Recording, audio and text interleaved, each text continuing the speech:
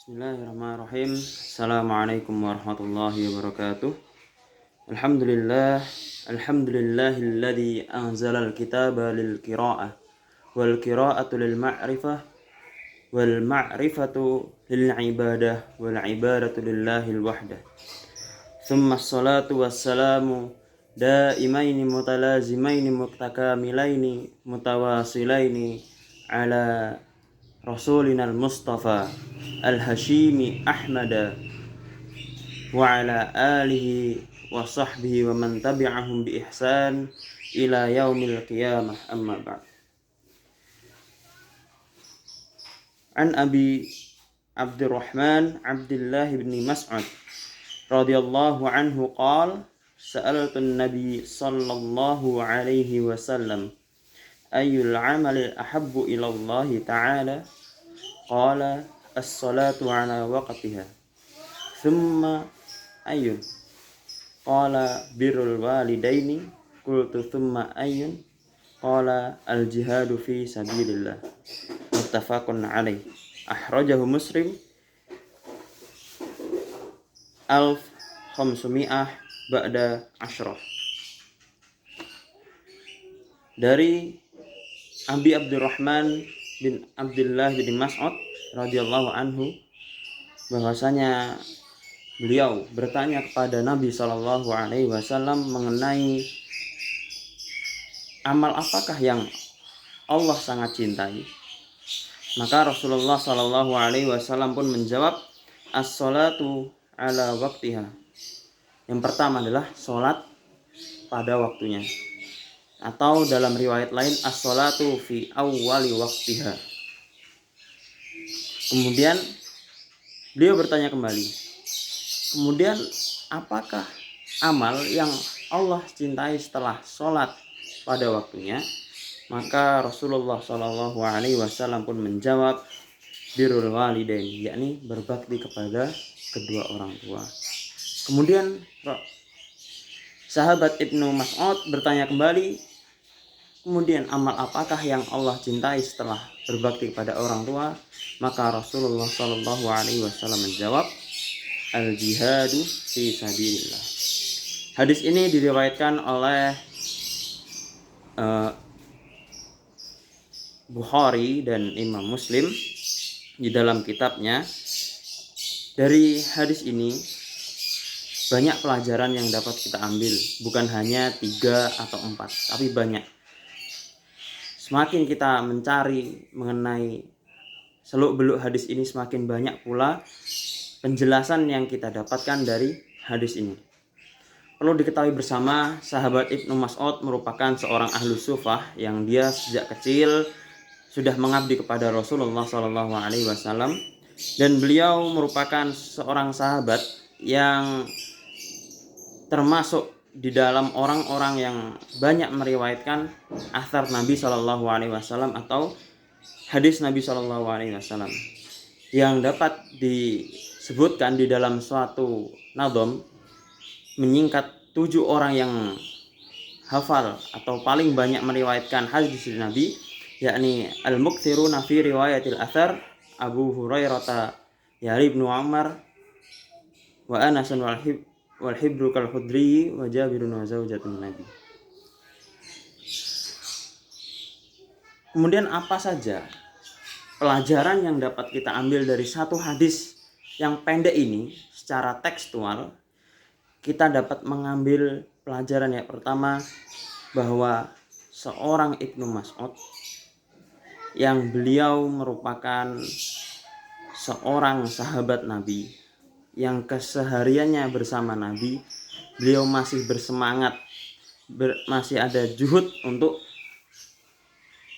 bertanya mengenai amal-amal yang Allah cintai. Padahal semua amal soleh merupakan amal yang Allah cintai, tapi dia masih bertanya amal apa yang Allah cintai, lebih cintai daripada amal-amal yang lainnya.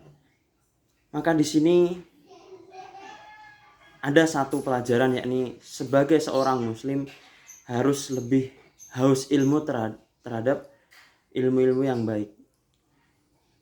Sudah menjadi kewajiban bagi kita untuk mencari suatu kebenaran, karena al-halalu bayyin wal haramu bayyin wa bainahumur mustabihat la ya'lamuhunna katsirun minan nas.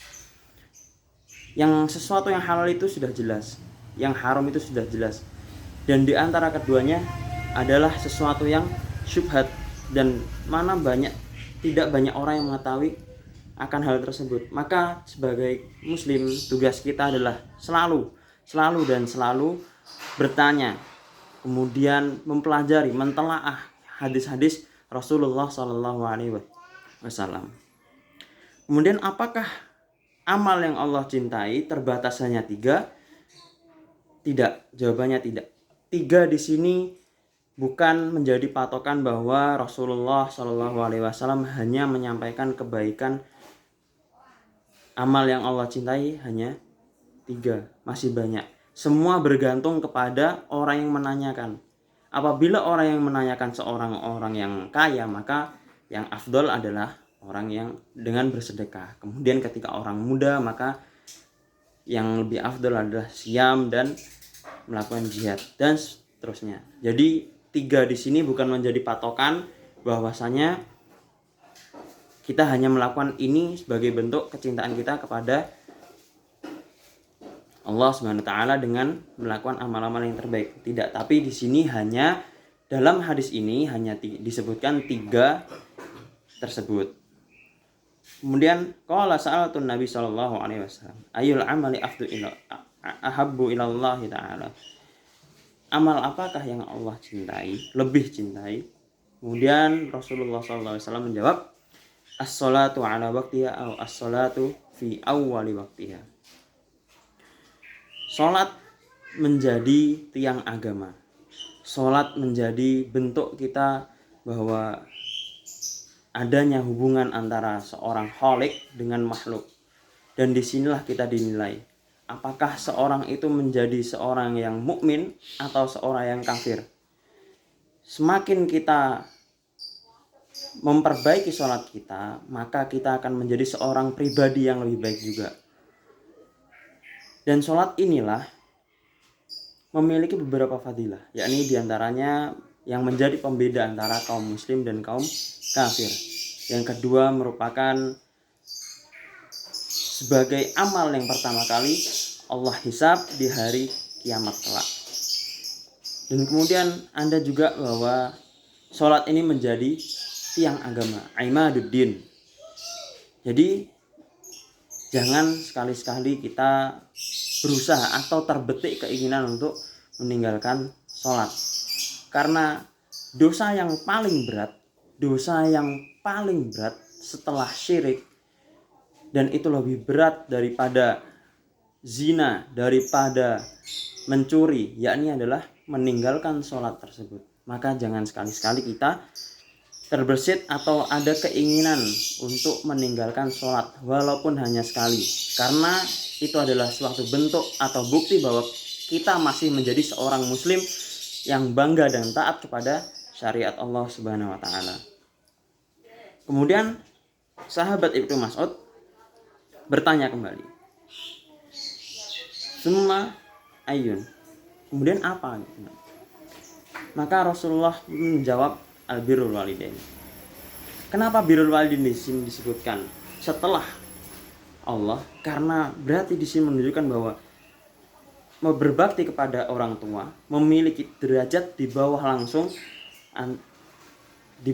dari berbakti kita kepada Allah. Jadi setelah kita berbakti kepada Allah dengan sholat di awal waktu, kemudian kita berbakti kepada orang tua.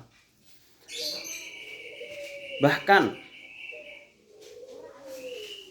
beberapa amal-amal soleh bisa dikalahkan oleh panggilan orang tua. Contohnya seperti kita membaca Al-Quran. Ketika kita sedang membaca Al-Quran dalam 1-2 ayat, kemudian tiba-tiba orang tua memanggil, maka kita wajib untuk memberhentikannya atau menggenapkannya 1 ayat, baru kita memenuhi panggilan orang tua. Begitu juga sholat sunnah. Sholat sunnah ketika kita sedang sholat, kemudian dipanggil oleh orang tua, maka kewajiban kita untuk segera menyelesaikan atau membatalkan sholat tersebut, kemudian mendatangi panggilan orang tua.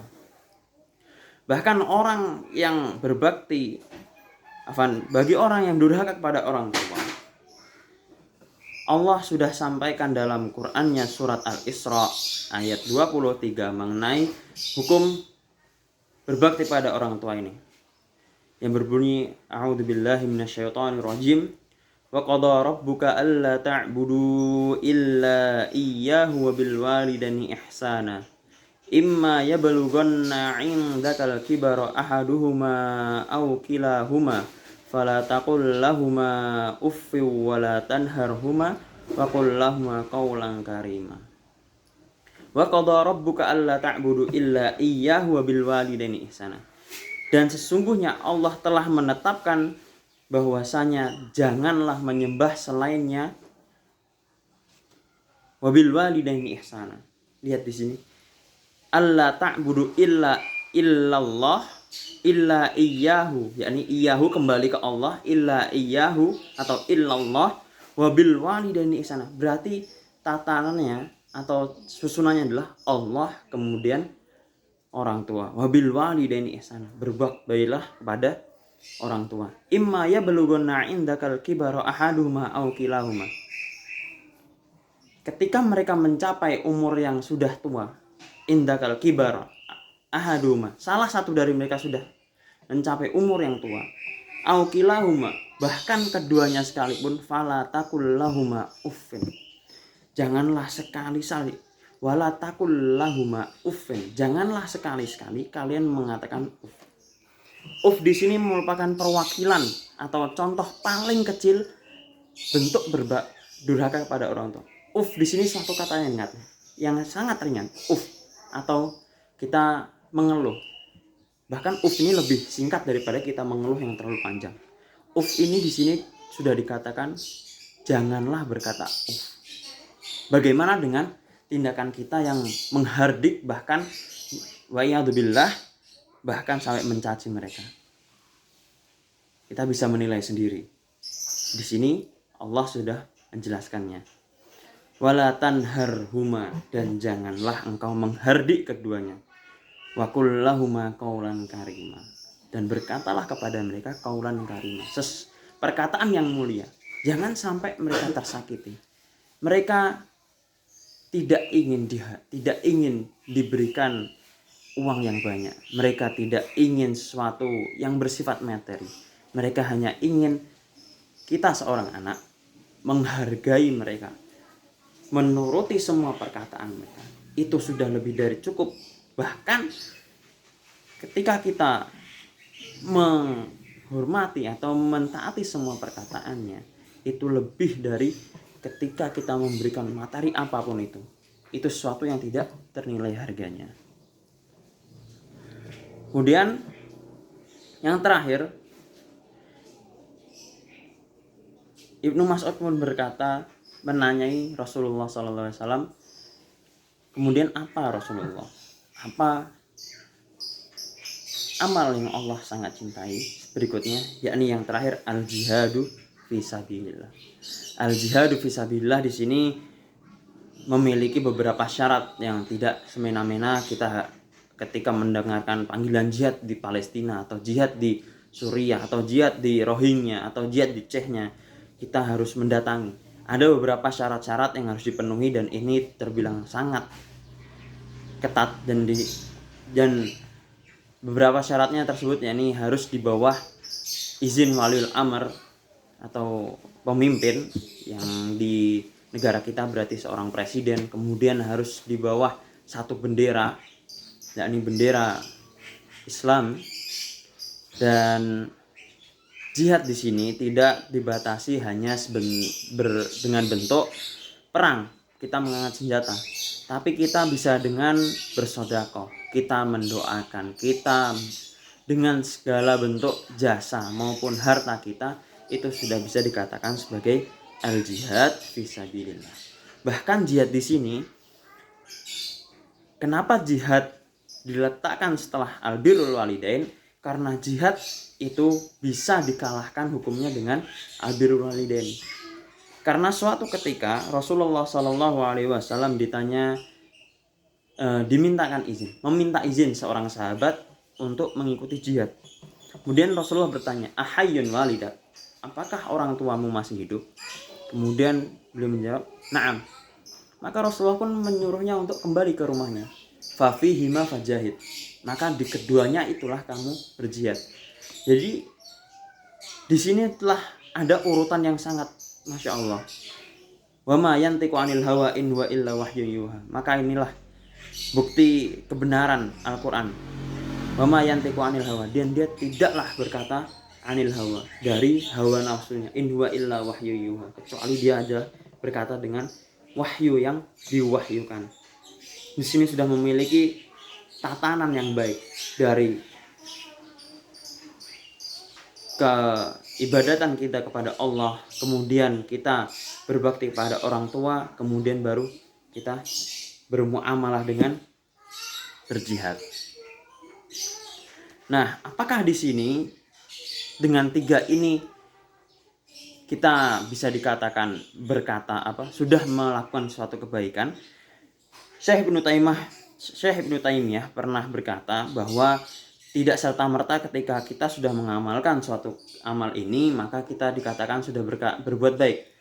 Berbuat kebaikan itu melihat kepada timing atau sikonnya. Ketika kita sudah ada panggilan sholat, maka ya di situ kita lebih baiknya adalah melakukan sholat berjamaah. Ketika kita sudah ada dipanggil oleh orang tua untuk melakukan diperintahnya, maka amal yang terbaik waktu itu adalah berbakti pada orang tua, dan seterusnya. Mungkin ketika kita memiliki mal atau nafkah atau rezeki, ya kita di situ amal yang baik adalah bersedekah dan seterusnya. Jadi di sini tidak menjadi pacuan bahwa ketika kita sudah mengamalkan ini maka kita sudah mengamalkan sebaik-baik amal. Mungkin itu aja dari Ana. Mungkin bila ada salahnya dari Ana pribadi dan bila ada benarnya dari Allah semata. Nah, tatim bidu'ai kafaratul majlis, subhanakallahumma wa bihamdika asyhadu an la ilaha illa anta astaghfiruka wa atubu ilaik. Assalamualaikum warahmatullahi wabarakatuh.